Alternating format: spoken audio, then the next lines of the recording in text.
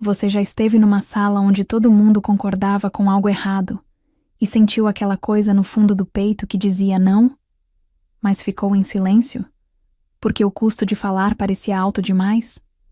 Isadora Vael não ficou em silêncio. Ela estava numa sala com os homens mais poderosos do mundo lobisomem. Havia um mapa sobre a mesa. Havia 342 vidas marcadas nesse mapa. E havia uma votação, simples, limpa, rápida, para decidir se essas vidas continuariam existindo. Todos levantaram a mão. Menos ela. Esta é a carta que Isadora escreveu enquanto esperava. Da prisão, do casamento, do nascimento de sua filha, das notícias que chegavam em pedaços de lá de fora. Uma carta que eles tentaram silenciar. Antes de continuarmos, se você já está aqui, é porque essa história também é sua. A lua te trouxe até esse conto. Então, se você ainda não faz parte da Alcateia, aproveite para se inscrever agora mesmo no canal e ativar o sininho para não perder nenhuma das histórias. E fica comigo até o final, porque o que acontece depois desse dia muda tudo. Querida Luna ou Lobo, se você está lendo isso, significa que o mundo mudou, e eu preciso te contar o motivo. Começo pelo cheiro. Porque é assim que a memória funciona. Não pela lógica, não pela ordem, mas pelo cheiro. E a sala do Conselho Supremo cheirava a madeira envelhecida, a cera de vela queimada até o fim, e a algo que levei um tempo para identificar. Medo disfarçado de autoridade. Eu era a única Luna na sala. Não era incomum. Representantes de alcateias menores eram convidados às sessões do conselho como gesto de inclusão. Era político. Era simbólico. Na maioria das vezes, sentávamos na última fileira, ouvíamos e voltávamos para casa com a sensação confortável de que tínhamos sido consultados, mesmo quando não tínhamos. Mas aquela sessão era diferente desde o momento em que entrei pela porta de carvalho maciço e vi o mapa aberto sobre a mesa central. Um mapa não é apenas um pedaço de papel. Um mapa é uma decisão. Me sentei. À minha esquerda, o Alfa Torren, da Alcateia das Montanhas do Norte. Um homem que eu havia cumprimentado dezenas de vezes em cerimônias, cujo aperto de mão era firme e cujo sorriso chegava sempre antes da palavra. À minha direita, o representante do Conselho do Leste, cujo nome nunca fixei porque ele nunca olhava para mim quando falava. Na cabeceira da mesa comprida, Kaelum Draf, o Alfa Supremo. Kaelum tinha 40 e poucos anos, cabelo escuro com fios brancos nas têmporas, e uma presença que ocupava o espaço de uma forma que eu nunca tinha conseguido explicar direito. Não era altura. Havia homens mais altos na sala. Não era volume de voz. Ele raramente elevava a voz. Era algo mais profundo, como gravidade. Como se o quarto inteiro inclinasse levemente na direção dele quando ele entrava. Naquele dia, ele estava olhando para o mapa quando eu entrei, e não levantou os olhos. A sessão está aberta, disse ele com a mesma neutralidade de quem lê uma lista de compras. O item único da pauta de hoje é a questão territorial da Alcateia de Pedra Cinza. Pedra Cinza. Eu conhecia aquele nome. Toda Luna conhecia. Era uma alcateia pequena, de colinas e pastagens, a 3 dias de caminhada das nossas fronteiras. Conhecida por produzir os melhores artesãos em couro do território. Conhecida por suas festas de lua cheia, que diziam durar 3 dias e podiam ser ouvidas de longe como música. Conhecida também por estar assentada em terras que o Conselho há muito tempo queria, terras com acesso a um rio que controlava o abastecimento de água de 4 alcateias vizinhas. O Conselho avaliou a situação. Continuou Kaelum, ainda sem olhar para cima. Pedra Cinza recusou as 3 propostas de realocação voluntária. Sua presença no território bloqueia o acesso estratégico ao rio Vael e representa um risco crescente para a estabilidade regional.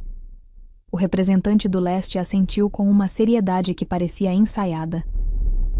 Há uma proposta formal na mesa, disse Kaelum.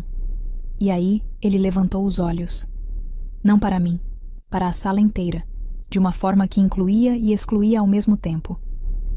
A proposta é de neutralização total da Alcateia de Pedra Cinza. 342 unidades. A votação é agora. 342 unidades. Eu precisei de um segundo para processar o que aquela linguagem significava. Porque unidades não era a palavra que eu usaria. Eu usaria pessoas, lobos, famílias, crianças que talvez estivessem dormindo naquele exato momento, sem saber que numa sala de madeira envelhecida e cera queimada, homens estavam votando sobre o direito delas de acordar no dia seguinte. O Alpha Torren levantou a mão. O representante do leste levantou a mão. Um por um, ao redor da mesa comprida, as mãos foram subindo, sem hesitação, com a eficiência tranquila de quem já decidiu antes de entrar na sala.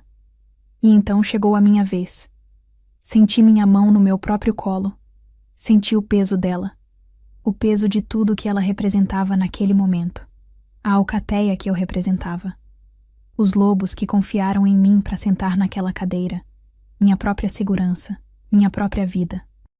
Senti a gravidade suave da sala inteira, inclinando na direção da mão levantada, como se fosse a coisa mais natural do mundo. E mantive a mão abaixada. O silêncio que se seguiu foi diferente de qualquer silêncio que eu havia experimentado antes. Não era o silêncio de uma pausa. Era o silêncio de uma pergunta que ninguém esperava precisar fazer. Kaelum Drat me olhou pela primeira vez desde que eu havia entrado na sala. Luna Vael, disse ele. Apenas isso. Como se meu nome fosse a pergunta inteira. Não voto a favor, disse eu. Minha voz saiu mais firme do que eu esperava, mais firme do que eu me sentia. 342 vidas não são um obstáculo logístico, são pessoas. E eu não tenho como votar pelo fim delas por causa do acesso a um rio. Torren me olhou como se eu tivesse falado em outro idioma. O representante do leste abaixou os olhos para a mesa. Kaelum não fez nenhuma das duas coisas. Ele continuou me olhando com aquela calma que parecia ocupar o espaço da sala, e por um momento, apenas um momento, eu vi algo passar pelo rosto dele. Não raiva. Algo mais fundo. Algo que parecia quase reconhecimento. Mas passou rápido.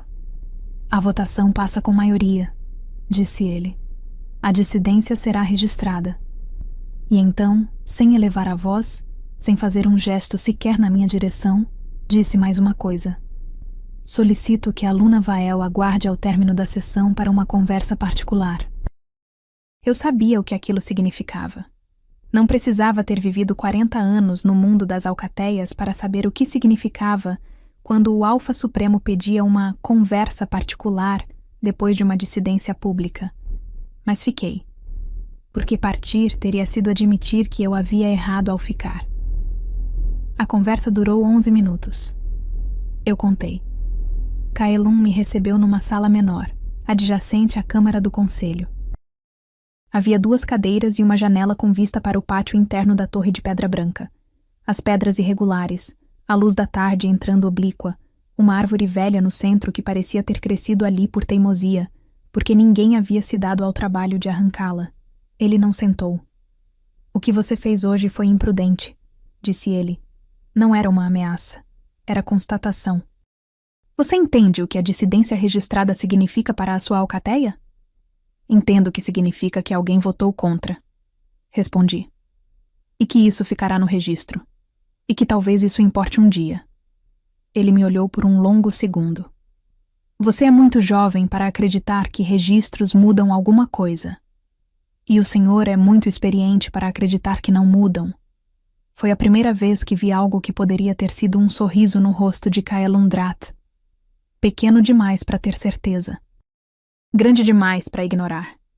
Mas o que veio a seguir não tinha sorriso nenhum. Você vai reconsiderar sua posição, disse ele. Oficialmente. Amanhã de manhã, você retornará ao conselho e solicitará uma revisão do seu voto. Não vou fazer isso. Luna Vael. Não vou fazer isso, repeti. Com respeito, Alfa Supremo, não vou fazer isso. O silêncio que se seguiu durou 3 segundos. Eu também contei isso. Então aguarde aqui, disse Kaelum. E saiu da sala. Eu esperei. Olhei pela janela para a árvore teimosa no pátio. Pensei na alcateia de pedra cinza, nas festas de lua cheia que podiam ser ouvidas de longe como música, nos artesãos de couro, nas crianças dormindo. Pensei na minha própria alcateia, nos lobos que me haviam escolhido como Luna, na responsabilidade que eu carregava.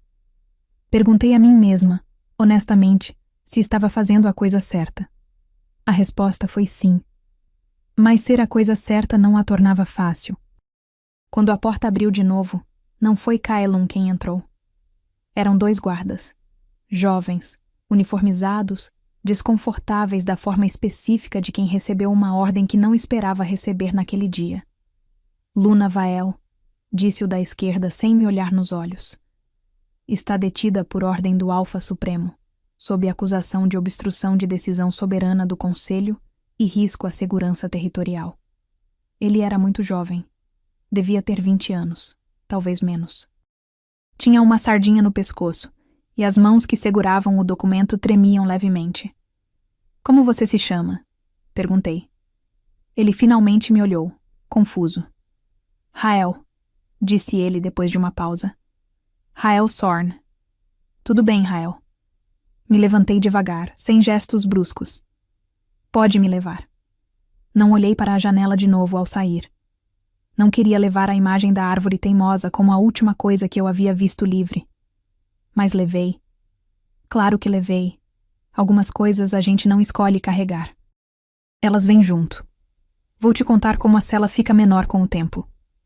No primeiro dia, ela parece apenas pequena. 4 paredes de pedra cinza, um catre de ferro com um colchão fino demais, uma janela com grade no alto da parede esquerda. Alta o suficiente para eu não alcançar nem na ponta dos pés. Larga o suficiente para deixar entrar um retângulo de luz que durava 15 minutos de manhã e sumia. Uma porta de ferro com uma fresta na base por onde passavam as refeições. Não porque as paredes se movem, porque você começa a medir. 6 passos de comprimento, 4 de largura. O catre ocupa 1/3 do espaço. Se você estende os braços na diagonal, quase toca as 2 paredes ao mesmo tempo. Aprendi isso no 3º dia, quando ainda achava que descobrir as dimensões exatas de um espaço era uma forma de controlá-lo. Não é. Mas é o que a gente faz quando não tem mais o que controlar. Nos primeiros 3 meses, não falei com ninguém. Não por orgulho, por economia. Cada palavra gasta dentro daquelas paredes era uma palavra que eu não poderia usar quando importasse.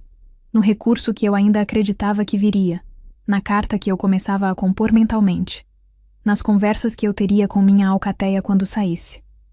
Porque eu ainda achava que sairia. Não sei exatamente quando parei de achar isso. Acho que foi gradual, como a maioria das perdas importantes. Rael fazia o turno da manhã. Eu o reconhecia pelo passo, levemente mais pesado no pé direito, como quem cresceu carregando o peso de um lado só. Reconhecia também pelo jeito que ele deixava a bandeja na fresta da porta. Sempre devagar, sempre sem bater. Os outros guardas batiam. Não sei se por distração ou por indiferença. Rael não batia.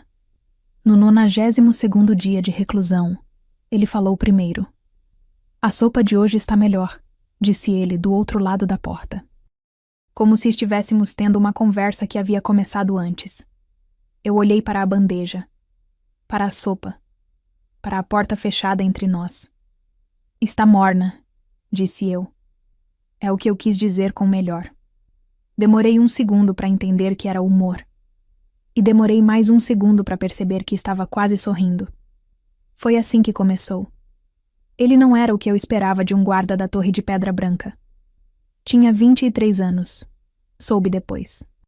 Filho de uma alcateia do interior que havia sido absorvida pelo Conselho quando ele tinha 12, numa daquelas incorporações que o Conselho chamava de integração voluntária e que não tinha nada de voluntária. O pai havia aceitado o acordo porque não havia outro acordo. Rael havia crescido nas margens do sistema que o havia engolido, aprendendo a ocupar espaço sem ser visto, a fazer o trabalho sem fazer perguntas. Mas ele fazia perguntas. Só não as fazia em voz alta para as pessoas erradas. Para mim, ele as fazia. Por que você não reconsiderou? Perguntou ele, numa manhã de inverno, talvez 4 meses depois da primeira sopa morna. A voz dele chegava pela fresta da porta com o vapor do café que ele havia deixado. Café, não chá. Uma mudança pequena e enorme ao mesmo tempo. Você sabia o que ia acontecer se não reconsiderasse.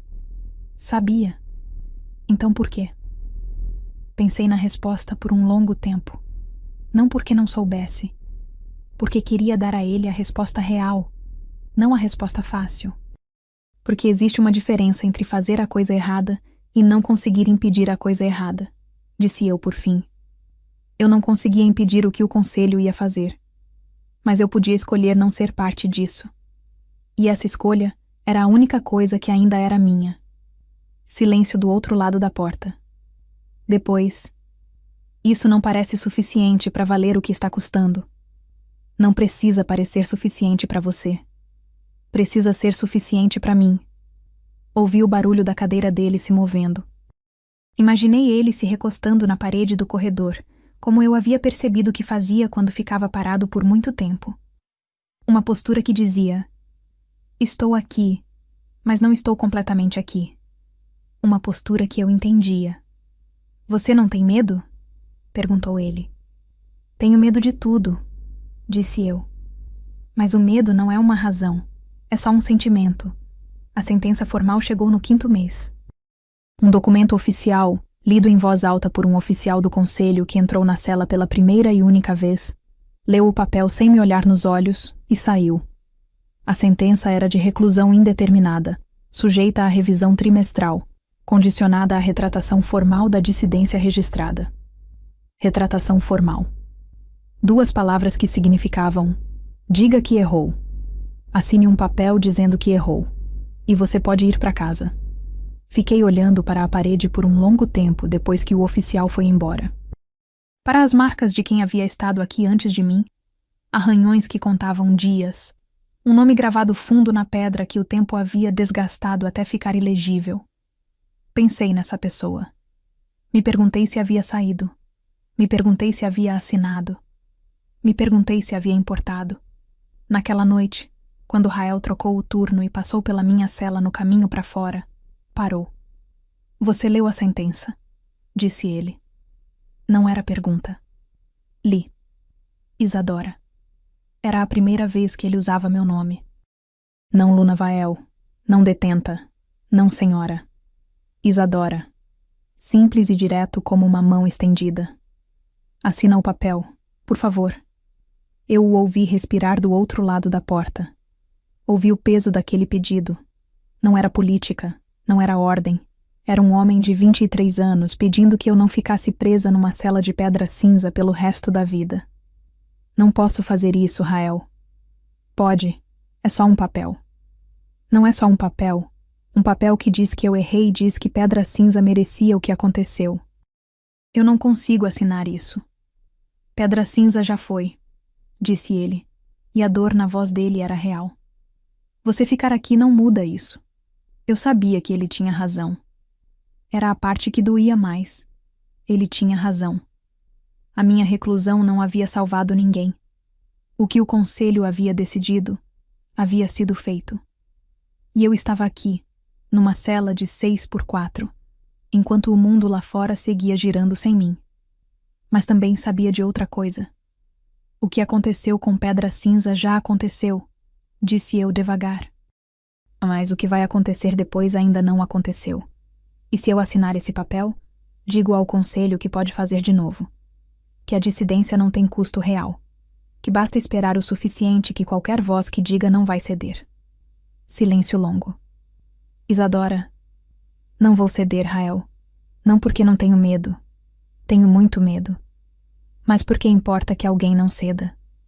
Ouvi ele escorregar pela parede até o chão do corredor. O barulho específico de um corpo que desiste de ficar de pé por um momento. Ficamos assim por um longo tempo.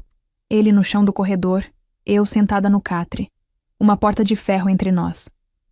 E foi a primeira vez naquela prisão que não me senti completamente sozinha. Nos meses seguintes, aprendi o nome de cada guarda que trocava o turno. Aprendi que a cozinha ficava no andar de baixo pelo cheiro que subia às 11 da manhã.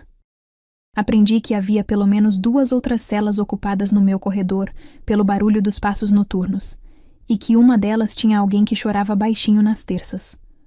Aprendi que Rael escondia livros embaixo da bandeja de café nas manhãs de quinta-feira, trocados toda semana, escolhidos com um cuidado que ele nunca explicou, mas que eu via nos títulos: história, filosofia, poesia, nunca romances, como se soubesse que romances naquele lugar seriam crueldade.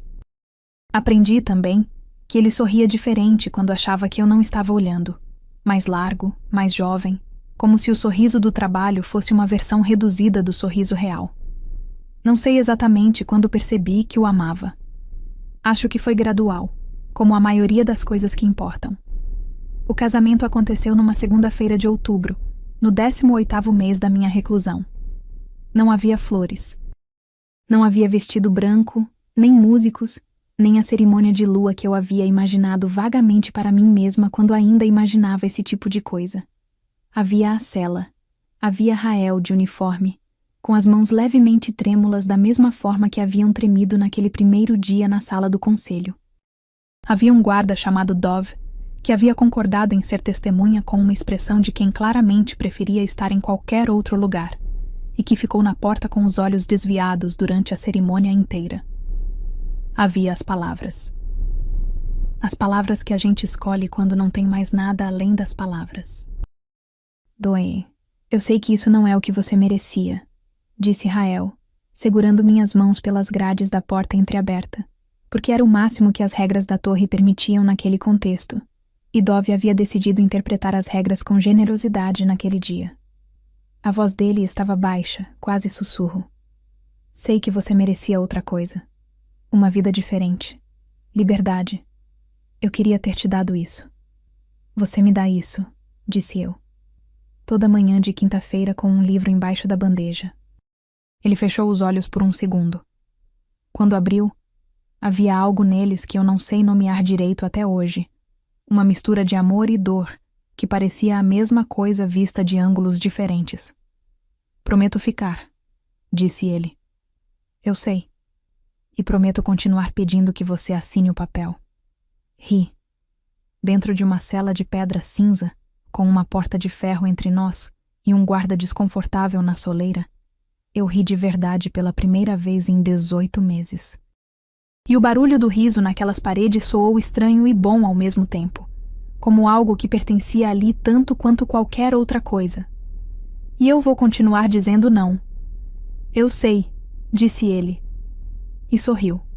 O sorriso real. O largo. Mas alguém tem que tentar. Lua nasceu em março.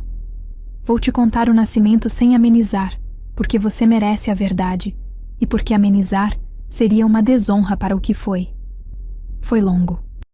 Foi difícil da forma que partos difíceis são, não dramático como nas histórias, mas exaustivo e íntimo e assustador de uma forma que ninguém que não passou por isso consegue descrever direito.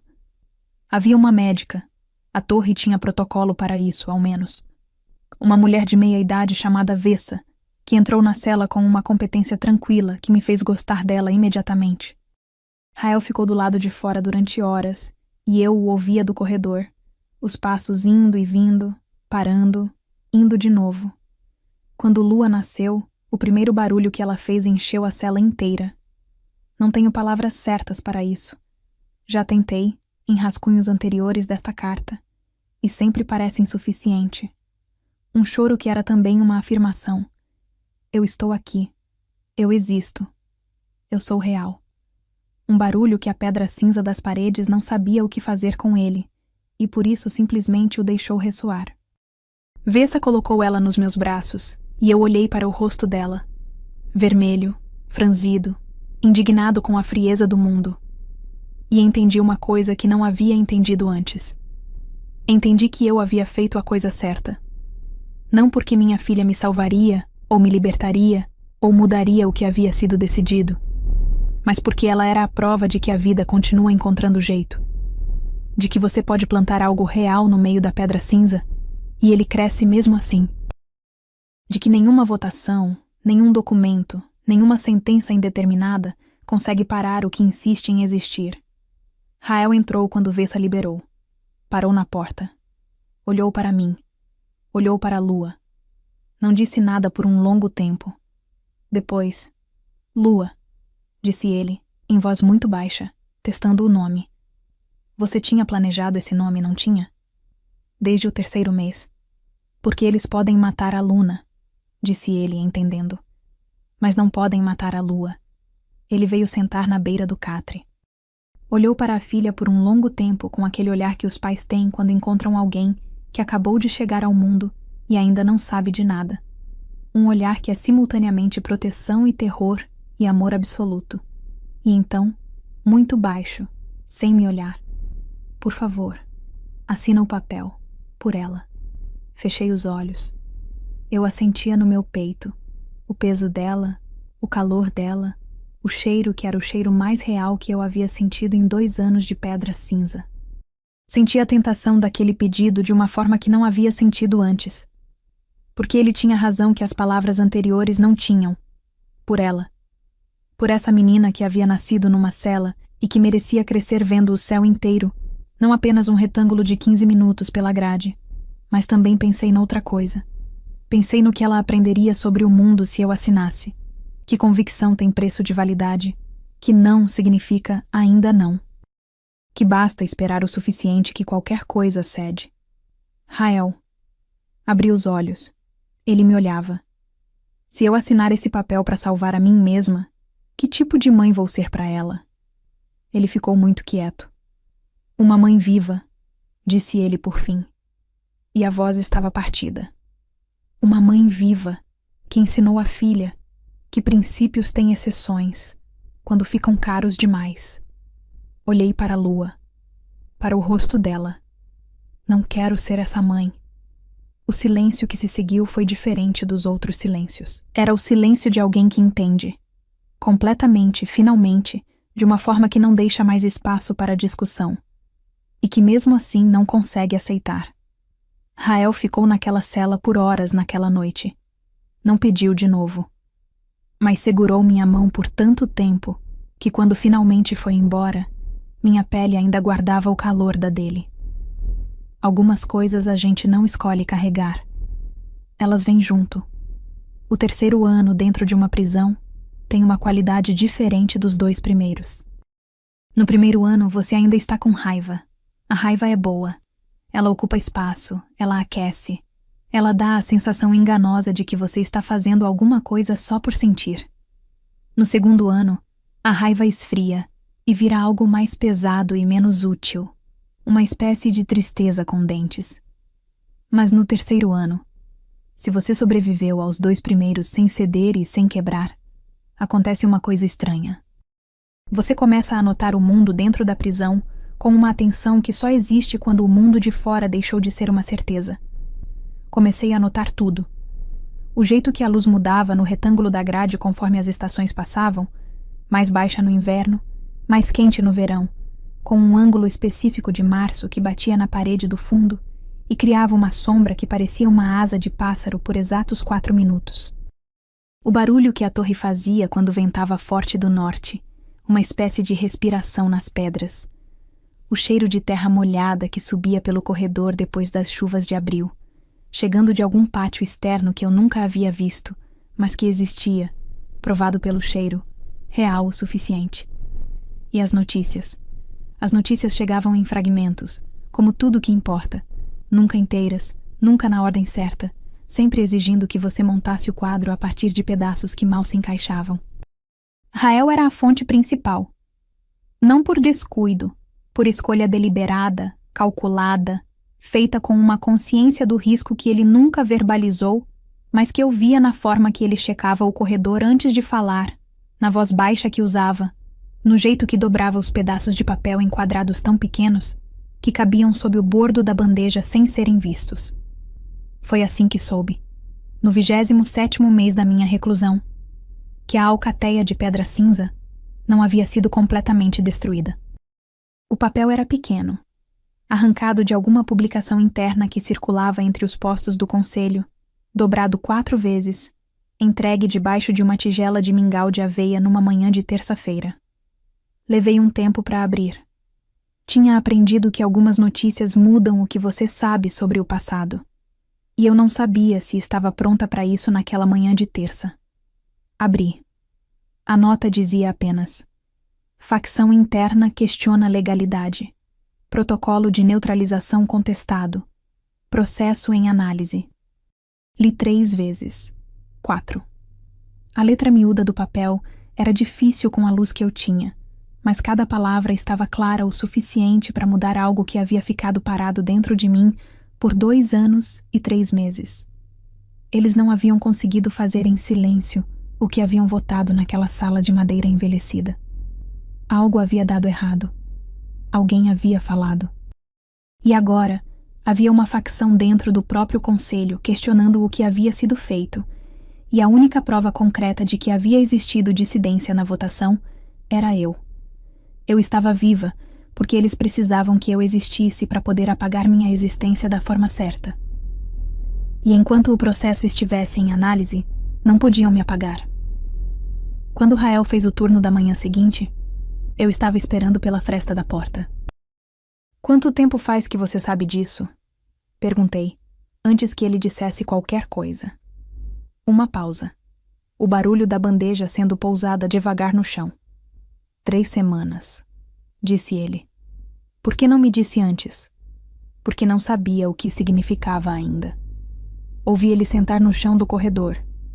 Ainda não sei. Significa que havia gente lá fora que já desconfiava. Significa que o que aconteceu com Pedra Cinza não foi limpo o suficiente para ficar enterrado. Significa que você continua sendo inconveniente, disse ele. Não era crítica. Era constatação, dita com uma ternura que tornava a palavra estranhamente bonita.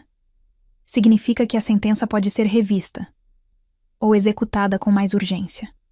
Silêncio. Isadora, não estou sendo pessimista, disse eu. Estou sendo honesta. As 2 coisas são possíveis, e eu prefiro saber as 2. Ouvi Lua se mexendo no berço improvisado no fundo da cela. Um barulho suave, um suspiro de criança que ainda dorme mais do que acorda, que ainda não sabe que o mundo é complicado. Olhei para ela por um momento. Aquela forma pequena e confiante debaixo do cobertor que Rael havia trazido de lã grossa. Pensar no futuro tinha uma textura diferente agora. Não era mais abstrato. Tinha o rosto dela. Nos meses seguintes, os fragmentos continuaram chegando. Uma nota sobre uma reunião extraordinária do Conselho convocada por 2 alfas da ala oeste. Um recorte de circular interna mencionando revisão de protocolos de votação. Uma frase solta que Dove, o guarda da testemunha do casamento, que havia desenvolvido uma lealdade silenciosa e nunca explicada, murmurou pela fresta numa tarde. Ouvi dizer que tem gente fazendo perguntas sobre você lá fora. Gente fazendo perguntas sobre mim lá fora. Era pouco. Era quase nada. Mas era suficiente para alimentar algo que eu havia jurado não alimentar demais. Esperança. Não a esperança ingênua de quem não entende o que está enfrentando. A esperança específica de quem entende exatamente o que está enfrentando e escolhe acreditar mesmo assim. Cada nova informação esticava o tempo. A revisão trimestral chegava e saía sem resolução. A sentença não havia sido revogada, mas também não havia sido confirmada com data final. O conselho estava em compasso de espera, o que significava que eu também estava. E então, no 29º mês, Kylum Drat veio me visitar. Eu o ouvi antes de vê-lo. Os passos no corredor tinham um ritmo diferente. Não a cadência rotineira dos guardas, mas algo mais deliberado, o passo de alguém que escolhe onde pisa. Quando a porta se abriu, ele estava sozinho. Nenhum guarda, nenhuma escolta. Só Kaelum, de pé na entrada da cela, olhando o espaço com aquela expressão que eu havia aprendido a ler como sua versão de desconforto. Uma leve contração ao redor dos olhos. Tão pequena que você perderia se não soubesse procurar. Ele olhou para o berço de Lua, para os livros empilhados na beira do catre, para as marcas que eu havia feito na parede. Não dias, como a pessoa anterior, mas palavras, frases, coisas que eu queria lembrar, coisas que eu queria dizer. Você escreveu na parede, disse ele. A parede estava disponível. Algo passou pelo rosto dele. Não era um sorriso. Era o fantasma de um sorriso. A possibilidade de um sorriso, que ele guardou de volta antes de existir completamente. Ele entrou. Ficou de pé no centro da cela porque não havia cadeira para oferecer, e Kylun Drath era o tipo de homem que não pedia cadeira, mas também era o tipo de homem que ficava levemente desconfortável sem ela, e havia uma satisfação pequena e indigna em notar isso. Você sabe por que estou aqui, disse ele. Tenho uma ideia. Então vou ser direto. Ele juntou as mãos atrás das costas, uma postura que eu associava a ele desde a sala do conselho. O homem que pensa em voz alta, mas controla o que os outros veem do pensamento. Há uma facção interna que está usando sua reclusão como evidência de irregularidade no processo de votação. Sua presença aqui está se tornando politicamente inconveniente. Que pena para o conselho, disse eu. Isadora. Era a primeira vez que ele usava meu nome sem o título. Isadora, não Luna Vael. Como Rael havia feito, mas com um peso completamente diferente. Vindo de um homem completamente diferente, num contexto que tornava o gesto ambíguo de formas que eu não conseguia resolver completamente. Estou oferecendo liberdade. Ele disse isso com a mesma neutralidade de quem anuncia o clima. Liberdade completa. Retorno à sua alcateia. Sua filha cresce fora dessas paredes. Seu marido não precisa mais fazer escolhas que comprometem a própria posição. Em troca de quê? Silêncio. Uma pausa pequena. Uma declaração assinada de que sua dissidência foi um erro de julgamento, baseado em informações incompletas. Que você não possui conhecimento adicional sobre os eventos de Pedra Cinza. Que a votação foi conduzida com integridade. Olhei para ele por um longo tempo. Ele era genuíno. Isso era o que tornava tudo mais difícil. Kylun Drath não era um homem que mentia por prazer ou manipulava por vício. Ele acreditava no que fazia. Acreditava que o extermínio de Pedra Cinza havia sido necessário. Acreditava que a estabilidade do território justificava o custo. Acreditava que a minha reclusão era uma inconveniência burocrática que ele estava resolvendo com pragmatismo. E havia uma versão do universo em que eu entendia esse homem. Em que via como ele havia chegado onde chegou, quais escolhas ao longo de quanto tempo haviam construído a convicção que o tornava capaz de votar pelo fim de 342 vidas, com a mesma neutralidade de quem anuncia o clima. Mas entender não é o mesmo que concordar. E nunca foi. Não, disse eu. Ele não pareceu surpreso. Isso também era revelador. Você entende o que a recusa significa.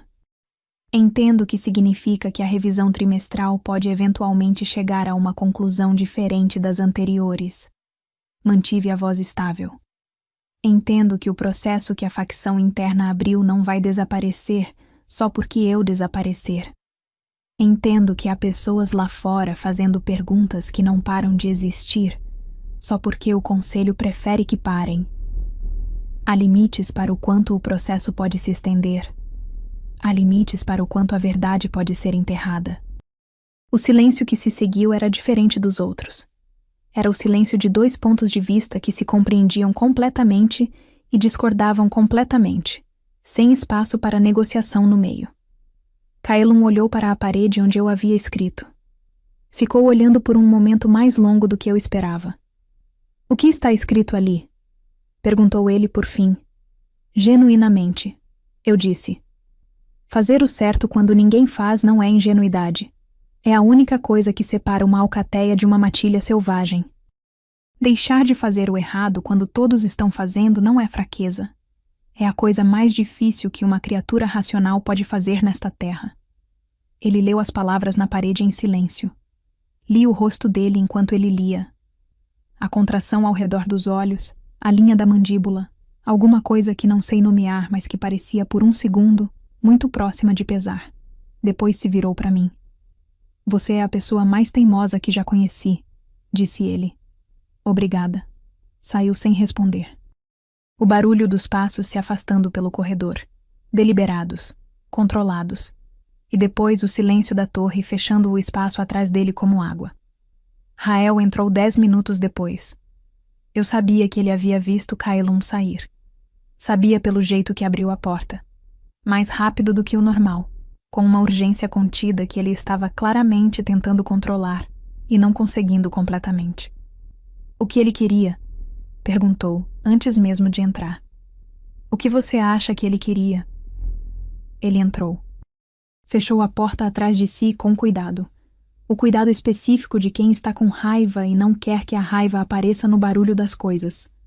Ficou de pé no centro da cela, no mesmo lugar onde Kailum havia ficado, e havia qualquer coisa quase irônica nisso que eu não tinha como dizer em voz alta naquele momento. Ele ofereceu liberdade. Sim. E você disse não. Sim. Ele fechou os olhos. Ficou assim por um longo tempo, tão longo que Lua acordou no berço e fez um barulho suave, e ele abriu os olhos para olhar para ela antes de olhar de volta para mim. Isadora. A voz estava partida de um jeito diferente das vezes anteriores. Não era dor nova.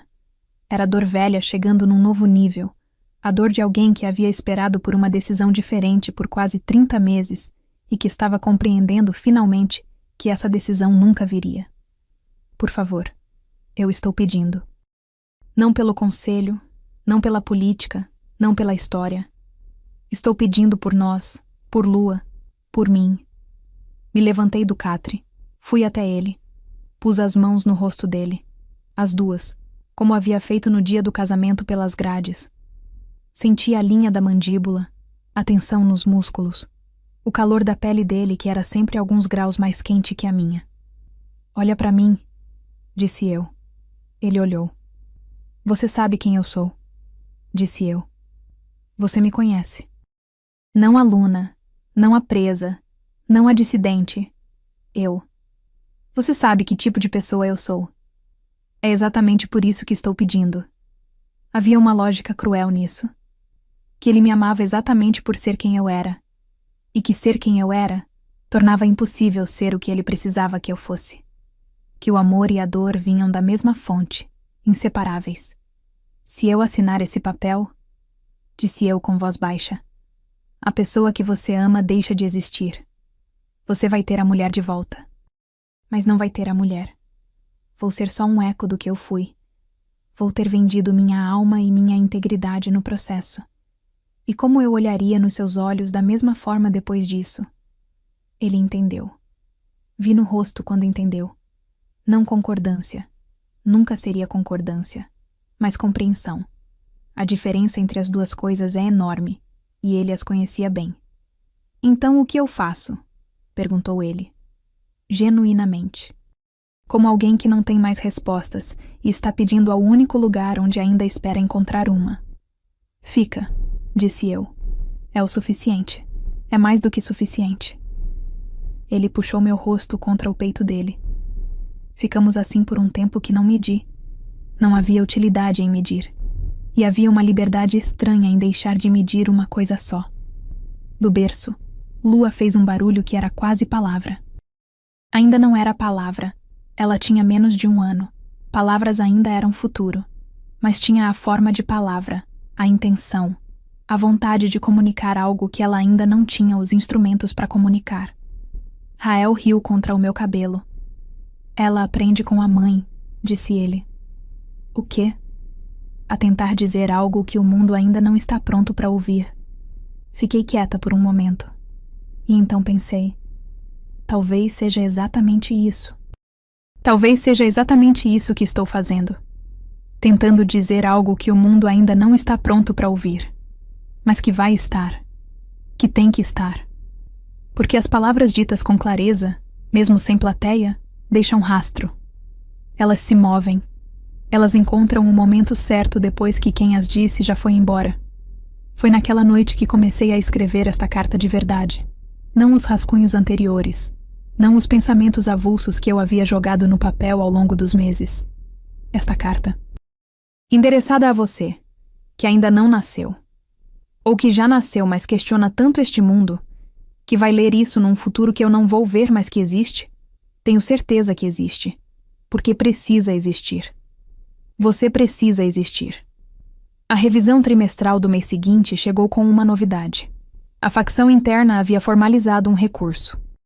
O processo estava sendo encaminhado para a arbitragem independente. Um mecanismo antigo, raramente usado, que retirava a decisão das mãos do conselho e a colocava nas mãos de um painel neutro de 3 alfas não afiliados. Dove me trouxe essa informação num pedaço de papel menor ainda que os anteriores, dobrado dentro de um canudo de osso que ele deslizou pela fresta da porta com uma expressão que era ao mesmo tempo satisfeita e assustada. Arbitragem independente. Fiquei com o papel na mão por um longo tempo. Senti o peso daquelas 2 palavras. Não o peso do que elas garantiam, porque não garantiam nada, mas o peso do que significavam. Que havia gente suficiente questionando o suficiente para que o processo não pudesse mais ser simplesmente engavetado. Que a dissidência de uma aluna com a mão abaixada numa sala de madeira envelhecida havia se transformado em alguma coisa que o conselho não conseguia mais ignorar. Não sabia ainda o que isso significava para mim. Se significava liberdade, ou apenas uma sentença com fundamentação diferente. Mas sabia que significava alguma coisa. E às vezes, na escuridão de uma cela de 6x4, significar alguma coisa é o suficiente para continuar. A arbitragem demorou 6 meses. 6 meses em que aprendi a palavra esperança de um jeito novo. Não a esperança que aquece, mas a esperança que suspende. Que deixa tudo levemente fora de foco, como acordar num quarto que não é o seu e precisar de um segundo para lembrar onde está. Eu sabia onde estava, mas a arbitragem me ensinava, toda manhã, a possibilidade de acordar em outro lugar. Isso era mais difícil do que não ter esperança nenhuma. Os fragmentos desses 6 meses chegaram com uma frequência diferente dos anteriores, mais densos, mais urgentes, como se o mundo lá fora também houvesse acelerado, enquanto o meu mundo ficava suspenso. O painel de arbitragem havia sido constituído. 3 alfas do Território Sul, conhecidos por uma independência que o Conselho respeitava com a frieza específica de quem respeita o que não pode controlar. O recurso havia sido fundamentado com documentação que eu não havia visto, mas que, segundo Rael, incluía transcrições da votação, registros de comunicação interna do Conselho nos dias anteriores ao extermínio e o depoimento de 2 membros sobreviventes da alcateia de Pedra Cinza que haviam conseguido escapar na noite do massacre. Sobreviventes. Fiquei com essa palavra por dias. Sobreviventes. O que significava que havia sobrado alguém. Que as 342 vidas do mapa não haviam sido reduzidas a 0. Que alguma coisa havia persistido, teimosa como uma árvore no pátio de uma torre de pedra, porque a vida tem esse hábito impossível de continuar mesmo quando tudo diz que não deveria. Chorei naquela noite. Não de tristeza, de alguma coisa que não tem nome certo, mas que fica no mesmo lugar do corpo onde a tristeza fica, só que com sinal diferente. Rael me encontrou chorando e não perguntou nada. Ficou sentado na beira do catre com Lua no colo. Ela já tinha quase 2 anos, já andava pelos 4 cantos da cela com uma determinação que me enchia de um orgulho que não cabia no peito. E ficou lá enquanto o choro passava, enquanto eu voltava a mim, enquanto o silêncio da torre da noite se instalava ao redor de nós. Não pediu que eu assinasse nenhum papel. Não havia pedido em meses. Isso, eu percebi naquela noite, era o presente mais difícil que ele já havia me dado. Não o silêncio de desistência. O silêncio de alguém que finalmente entende completamente e escolhe ficar mesmo assim. A diferença entre os 2 silêncios é enorme, e eu os conhecia bem o suficiente para saber em qual estava. O resultado da arbitragem chegou numa manhã de setembro. Não chegou como eu havia imaginado. Não havia mensageiro oficial, não havia documento lido em voz alta, não havia nada da solenidade que eu havia construído na imaginação ao longo de 6 meses. Chegou como um papel dobrado debaixo da bandeja de café, como sempre. Como tudo que importava naquela prisão havia chegado, pequeno, discreto, escondido na forma mais simples possível. Rael estava do outro lado da porta. Eu podia sentir que ele estava. Abri o papel. Arbitragem encerrada. Recurso indeferido por 2 votos a 1. Processo devolvido ao Conselho para a deliberação final. Li 2 vezes. 3. 2 votos a 1. Havia 1 alfa no painel que havia votado a favor. 1. E 2 que não haviam votado. Fiquei olhando para o papel por um tempo que não sei medir. Depois olhei para a parede onde estava escrito: fazer o certo quando ninguém faz não é ingenuidade. Olhei para a lua dormindo no berço, para os livros empilhados, para o retângulo de luz que entrava pela grade. Setembro, então um ângulo específico, um dourado que eu havia aprendido a reconhecer como o dourado do fim do inverno começando a virar primavera. E senti uma coisa que não esperava sentir: clareza. Não paz, clareza. A diferença é que a paz implica a ausência de dor, e havia dor. Mas havia também uma nitidez súbita sobre o que havia sido e o que seria. Uma sensação de que as peças de algo que eu havia carregado por quase 3 anos finalmente se encaixavam num formato que eu conseguia ver inteiro. Eu sabia o que viria agora. E sabia também que estava bem. Isadora, disse Rael, do outro lado da porta. Eu li. Eu sei. Uma pausa longa. Eu não vou pedir. A voz estava baixa, disse ele, controlada da forma que ele controlava as coisas quando estava com mais dor do que conseguia mostrar. Não vou pedir de novo. Você sabe que eu não vou pedir de novo. Sei. Mas preciso te dizer uma coisa. Pode dizer. Ouvi ele colocar a mão na porta. O barulho específico da palma aberta contra o ferro, que eu havia aprendido a distinguir do barulho da chave, do barulho do punho, do barulho dos nós dos dedos. A palma aberta era dele tentando estar mais perto do que a porta permitia. Você foi a coisa mais corajosa que eu já vi na minha vida, disse ele. E eu precisava que você soubesse que eu sei disso. Que eu sempre soube. Mesmo quando estava pedindo que você parasse. Fechei os olhos. Pus a minha mão contra a porta do lado de dentro, no mesmo lugar onde a palma dele estava do lado de fora. O ferro frio entre nós. E ainda assim a sensação de que havia algo passando pelo ferro, alguma coisa que o material não conseguia bloquear completamente. Fica com ela, disse eu.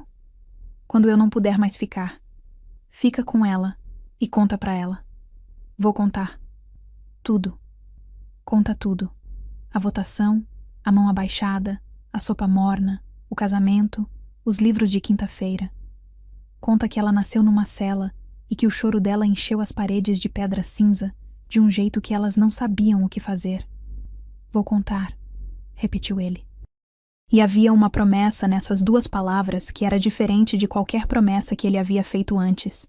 Não a promessa de ficar, não a promessa de tentar, mas a promessa de carregar. De ser a memória de tudo isso quando eu não pudesse mais ser. Fiquei com a mão na porta por um longo tempo. Depois tirei. Fui até a beira do catre. Peguei o caderno. E comecei a escrever. Então é isso que você precisa saber, quem quer que esteja ouvindo. Não vou te contar os detalhes do que vem depois que este caderno fechar. Não porque tenha medo de te contar, mas porque não é essa parte que importa. O que importa é o que veio antes. É o que você está segurando agora. Estas páginas, esta história, este registro de que existiu uma aluna que foi a uma votação e manteve a mão abaixada. Existiu. Foi real. Custou tudo. Mas deixa eu te dizer o que aprendi. Não na teoria, não nos livros que Rael me trouxe às quintas-feiras, mas na prática de 4 anos dentro de 6 por 4 passos de pedra cinza. Aprendi que a coragem não é a ausência do medo. É medo andando mesmo assim. É a mão que fica abaixada enquanto treme. E eu não te contei antes, mas tremia. Tremia muito. A mão no meu colo naquele dia tremia o tempo todo. E eu mantive ela lá mesmo assim, porque o tremor não era razão suficiente para levantá-la. Aprendi que fazer o certo quando ninguém faz não te salva. Não necessariamente. Não imediatamente. Pode custar tudo. Custou tudo. Mas existe uma diferença entre o que você perde e o que você é. E o que você é não está no papel que você assina. Está na mão que você mantém abaixada mesmo quando o mundo inteiro quer que ela suba. Aprendi que amor e convicção não são opostos. Rael me pediu que cedesse porque me amava. E eu não cedi porque também amava. Amava ele, amava a lua, amava as 342 pessoas cujos nomes eu nunca saberei. Amava você, que ainda não existe, mas que vai existir. Amor não é razão para ceder. Às vezes, amor é exatamente a razão para não ceder. Aprendi também isso, que as palavras ditas com clareza, mesmo sem plateia, deixam rastro. Mesmo quando queimam quem as disse, mesmo quando a sala está vazia. Mesmo quando a única testemunha é uma parede de pedra cinza que vai continuar de pé muito depois que você for embora. A verdade se move. Devagar, nos cantos, nas histórias que as pessoas contam baixinho. Ela encontra o momento certo. Ela encontra você. Então, fica com isso. Se um dia chegarem até você com um mapa, com um papel, com uma votação, e você sentir aquela coisa no fundo do peito que avisa que é errado, sente o tremor, reconhece o medo e mantém a mão abaixada mesmo assim. Não porque vai ser fácil, não porque vai te salvar, não porque alguém vai ver e aplaudir na hora, mas porque importa que alguém não ceda. Porque a história não é feita só de quem venceu, é feita também de quem recusou perder o que não tem preço. Porque quando todo mundo está fazendo a coisa errada, a pessoa que não faz não é invisível. Ela é o único ponto de referência que o futuro tem para saber que havia outra opção. Você é esse ponto de referência, Luna que ainda não nasceu. Eu fui esse ponto de referência. E foi suficiente. Foi mais do que suficiente. Parece estranho que minha vida termine nesse lugar horrível. Mas por anos houve rosas. Houve o olhar de esperança da minha filha. E eu não tive que prestar contas a ninguém. Eu vou morrer aqui. Cada pedacinho de mim vai morrer. Exceto um. O da integridade. Ela é pequena e frágil. É a única coisa no mundo que ainda vale a pena se ter. Jamais devemos perdê-la, vendê-la ou entregá-la. Nunca devemos deixar que atirem de nós. Eu espero que, seja quem for, escape deste lugar. Espero que o mundo mude, que a situação melhore. Mas o que eu mais quero é que você entenda o que eu estou dizendo quando falo que, apesar de eu não conhecer você, apesar de eu talvez nunca encontrar você, rir com você, chorar com você ou beijar você, eu te amo. De todo o meu coração, eu te amo. Isadora Vael Sela, 7, Bloco Norte, Torre de Pedra Branca. 4º ano de reclusão. 2º ano de lua. Epílogo. O caderno foi encontrado por Rael Sorn na manhã de 14 de novembro, dentro da cela 7 do Bloco Norte da Torre de Pedra Branca. Nessa mesma manhã, às 6h17, Isadora Vael havia sido executada por ordem do Conselho Supremo das Alcateias, sob sentença de obstrução de decisão soberana. A única sentença que o Conselho ainda poderia sustentar depois que a arbitragem independente havia colocado em questão todas as acusações anteriores. Ela tinha 33 anos. O caderno chegou às mãos da facção interna 3 dias depois, entregue por Dove, guarda da Torre de Pedra Branca, afastado das funções por colaboração não autorizada, que o carregou fora do complexo escondido no forro do casaco de inverno. Em 6 semanas, cópias manuscritas circulavam em 14 alcateias do território. Em 4 meses, o processo contra o Conselho havia sido reaberto com o caderno como evidência central.